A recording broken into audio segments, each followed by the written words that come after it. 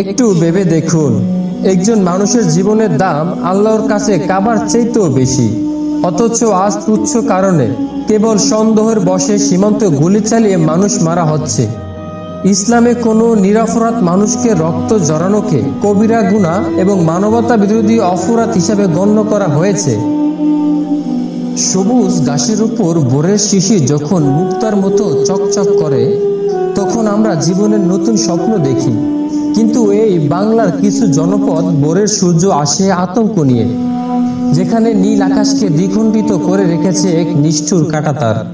আমরা বলি আমরা প্রতিবেশী, আমরা বলি আমরা বন্ধু, কিন্তু দীর্ঘকাল ধরে এক অমীমাংসিত প্রশ্ন আমাদের হৃদয়ে রক্তক্ষরণ ঘটাচ্ছে। যদি এই সম্পর্ক বন্ধুত্বের হয়, তবে কেন প্রতি বছর সেই বন্ধুর গুলিতে ঝরে যায় অসংখ্য তাজা প্রাণ? আজ আমরা রাজনীতির চশমা খুলে হৃদয়ের গহীন থেকে এবং ইসলামের সুশীল আলো এই সীমান্ত ট্র্যাজেডিকে দেখার চেষ্টা করব।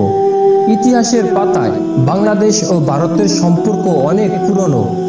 ৭১-এর সেই উত্তাল দিনগুলোতে আমরা একে অপরের পাশে দাঁড়িয়েছিলাম। সেই সহযোগিতার গল্প আজও কূটনীতিক টেবিলে বারবার উচ্চারিত হয় বলে বলা হয়। আমাদের এই বন্ধুত্ব রক্তের অক্ষরে লেখা, কিন্তু মুদ্রার উল্টো পিঠ বড়ই ভয়াবহ। গত কয়েক দশকে সীমান্ত শত শত বাংলাদেশি নাগরিক প্রাণ হারিয়েছেন।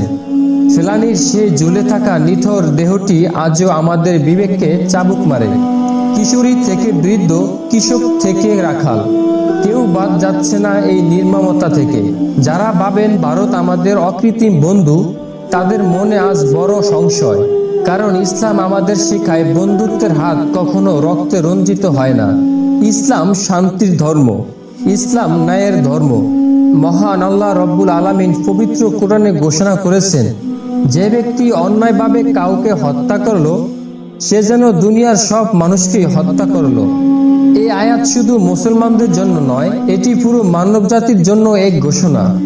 একটু ভেবে দেখুন, একজন মানুষের জীবনের দাম আল্লাহর কাছে কাবার চাইতেও বেশি, অথচ আজ তুচ্ছ কারণে কেবল সন্দেহের বশে সীমান্তে গুলি চালিয়ে মানুষ মারা হচ্ছে। ইসলামে কোনো নিরপরাধ মানুষকে রক্ত জড়ানোকে কবিরা গুনাহ এবং মানবতা বিরোধী অপরাধ হিসেবে গণ্য করা হয়েছে। বিচারবিহীন এই হত্যাকাণ্ড কি কোনোভাবেই কোনো সভ্য সমাজ বা ধর্ম সমর্থন করতে পারে? না, কখনোই পারে না। প্রতিবেশীর অধিকার নিয়ে রাসূল সাল্লাল্লাহু আলাইহি ওয়াসাল্লাম কঠোর সতর্কবাণী উচ্চারণ করেছিলেন। তিনি বলেছেন, সেই ব্যক্তি মুমিন নয় যে পেট ভরে খায় আর তার প্রতিবেশী থাকে ক্ষুধার্ত। ভারত আমাদের নিকটবর্তী প্রতিবেশী। ইসলামের দৃষ্টিতে প্রতিবেশীর সাথে সদ্য ব্যবহার করা ঈমানের দাবি। যদি ভারতের সাথে আমাদের সম্পর্ক সত্যি সৌন্দর্যপূর্ণ হয়, তবে সেই সম্পর্কে ইনসাফ বা ন্যায় বিচার কোথায়?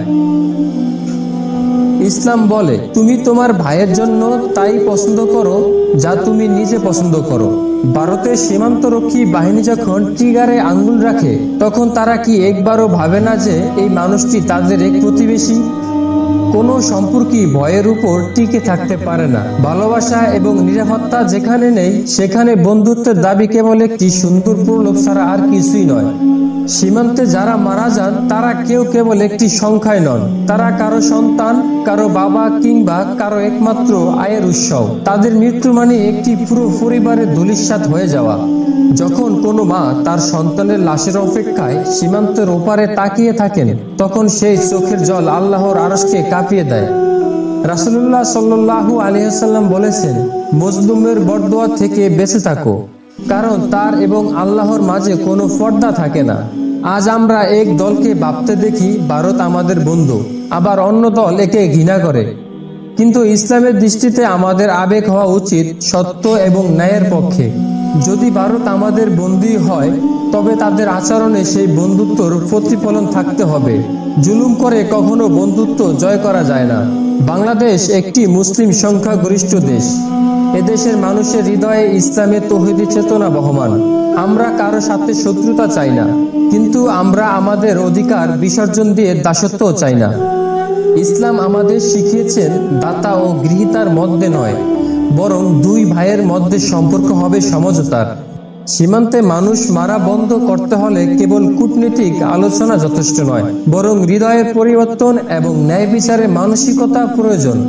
যারা মনে করেন এই হত্যা মেনে নিয়ে বন্ধুত্ব টিকিয়ে রাখা সম্ভব, তারা ইসলামের ইজ্জত বা আত্মমর্যাদার শিক্ষা ভুলে গেছেন। মুমিন কখনো অন্যায়ের সাথে আপোষ করে না। সীমান্তের কাঁটাতার হয়তো আমাদের ভূখণ্ডকে আলাদা করে রেখেছে, কিন্তু মানুষের মূল্যবোধকে কি আলাদা করতে পেরেছে? আজ সময় এসেছে সীমান্তের হত্যা নিয়ে নতুন করে ভাবার। আমাদের শাসক এবং সাধারণ মানুষ সবাই বুঝতে হবে, আল্লাহর আদালতে প্রতিটি রক্তের ফোঁটার হিসাব দিতে হবে। আজ সবচেয়ে বড় প্রশ্ন, বন্ধুত্ব কি শুধু চুক্তিপত্রই থাকে, নাকি সীমান্তের কাঁটাতারের কাছেও এর পরীক্ষা হয়? দু দেশের মধ্যে বাণিজ্য আছে, সংস্কৃতি আছে, যোগাযোগ আছে, রাজনৈতিক বৈঠকও আছে।